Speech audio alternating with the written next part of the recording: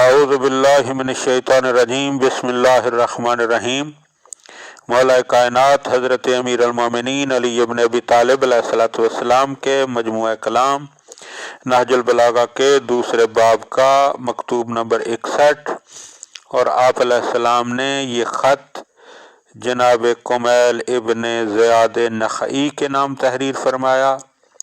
یہ وہی زیاد ابن کمیل ابن زیاد ہیں کہ جن کے نام سے دعائے کمیل مشہور ہے۔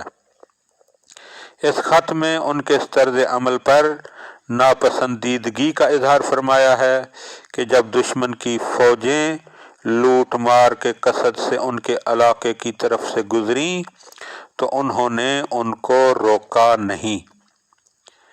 تو مولا ارشاد فرماتے ہیں، آدمی کا اس کام کو نظر انداز کر دینا کہ جو اس سے سپرد کیا گیا ہے، اور جو کام اس کے بجائے دوسروں سے متعلق ہے، اس میں خواہ مخواہ گھسنا ایک کھلی ہوئی کمزوری اور تباہ کن فکر ہے۔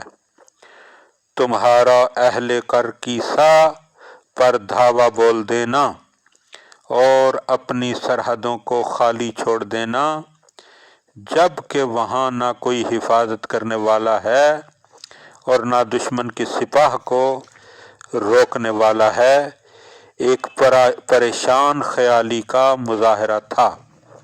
اس طرح تم اپنے دشمنوں کے لیے پل بن گئے جو تمہارے دوستوں پر حملہ آور ہونے کا ارادہ رکھتے ہوں۔ اس عالم میں کہ نہ تمہارے بازوؤں میں توانائی ہے، نہ تمہارا کچھ رعب و دبدبا ہے، نہ تم دشمن کا راستہ روکنے والے ہو اور نہ اس کا زور توڑنے والے ہو، نہ اپنے شہر والوں کے کام آنے والے ہو اور نہ اپنے امیر کی طرف سے کوئی کام انجام دینے والے ہو۔